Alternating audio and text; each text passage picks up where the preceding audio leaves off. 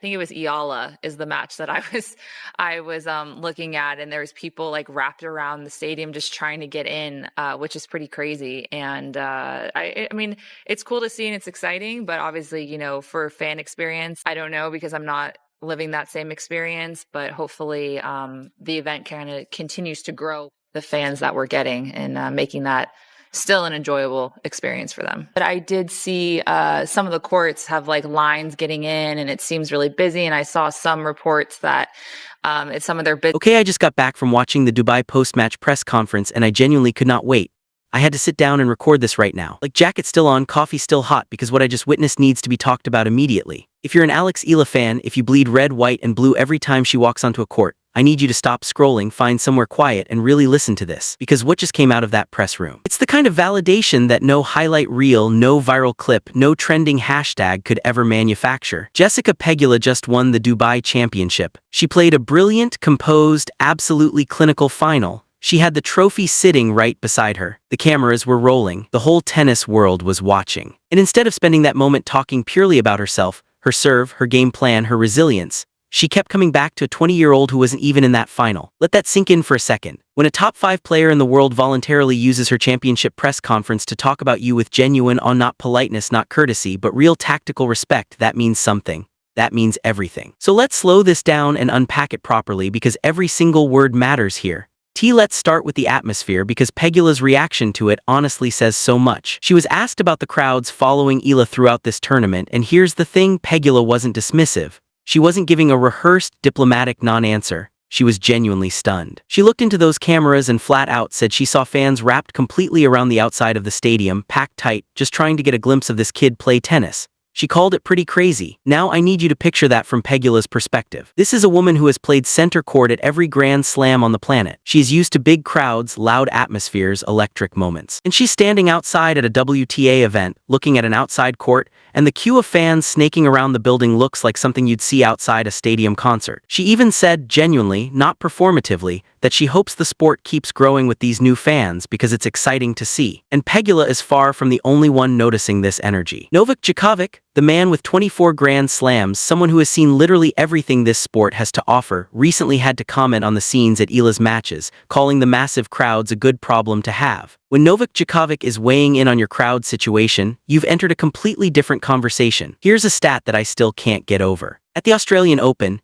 Eala's pre-tournament press conference pulled in over 171,000 views on YouTube. Aryna Sabalenka, a 2-time Australian Open champion, arguably the best player on the planet right now, got 8,000 views for hers.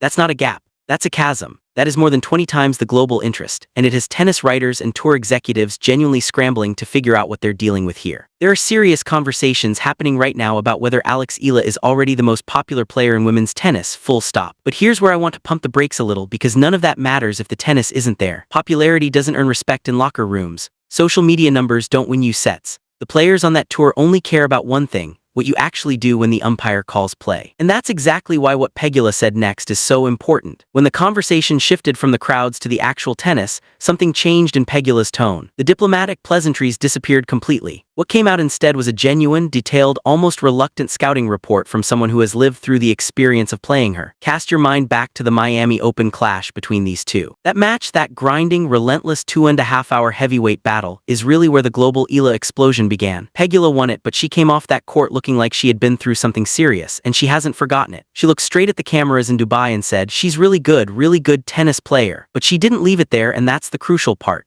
She went into specifics. She talked about how Eala goes for her shots, takes the ball early, and how being a lefty makes her patterns genuinely tricky to read and counter. I want to make sure we appreciate how significant that breakdown is, because it's easy to gloss over it. Taking the ball early on professional hardcourts is incredibly difficult to do consistently. It demands precise footwork, elite hand-eye coordination, and the mental commitment to always be moving into the ball rather than waiting on it. What Eala is essentially doing is stealing reaction time from her opponents. She's not waiting for the play to develop, she's collapsing it. And when you combine that with a natural left-handed grip creating angles that right-handed players see maybe 3 or 4 times a year on tour, you've got a genuinely uncomfortable puzzle. Pegula absorbs pace as well as almost anyone on the WTA tour. That is legitimately one of her best qualities.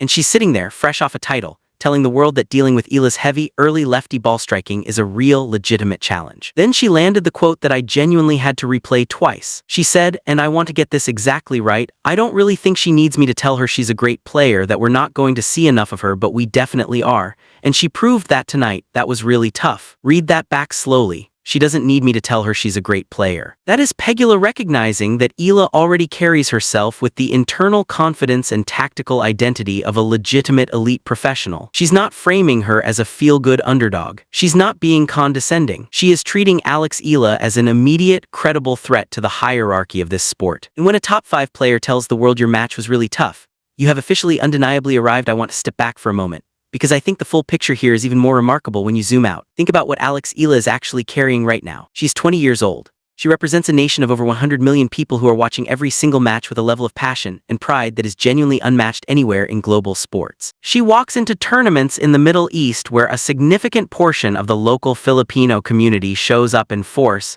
and the stadium shakes. She goes to practice and there are fans waiting just to watch warm-ups. The expectations, the noise, the emotional weight of all of that, it would be completely understandable for a young player to crumble under it, to let the moment become too big, to start playing for the crowd instead of the match. But here's what Eala actually does. She zones it out. She walks onto the court, keeps her head down, and plays a disciplined, intelligent, physically demanding brand of tennis that forces her opponents into exactly the kind of grinding, exhausting battles they don't want to be in. She doesn't have a 120-mile-an-hour serve to bail her out of tough moments. She earns every single point the hard way, with footwork, with court craft, with mental toughness under pressure. And even in losses, she walks off that court having made someone like Jessica Pegula work for it. That's why the emotional connection between Eala and her supporters runs so much deeper than national pride alone. Yes, the Filipino community supports their own with an intensity that has no real parallel in sport, and that matters enormously. But what fans are actually watching beneath all of it is a player who backs it up, who doesn't just arrive on vibes and social media clips, but who shows up, competes, and makes the best players in the world genuinely uncomfortable. That's a blue-collar, earn-everything style of tennis that resonates with people on a human level, regardless of where you're from. So when Jessica Pegula sits down in Dubai, trophy beside her, and voluntarily takes time in her biggest moment to praise Alex Eala's crowds and break down her game like a nightmare she's still processing, she's not doing the fans a favor. She's just telling the truth.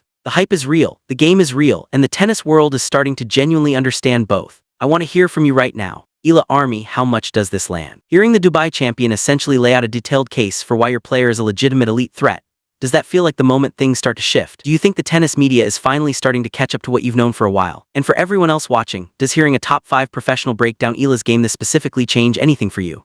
Does the crowd factor feel like fuel to you? Or does that kind of pressure on a 20-year-old concern you at all? Drop everything in the comments. I'll be in there reading tonight. Hit the like button if this breakdown was worth your time. Subscribe so you catch the next one and turn those notifications on.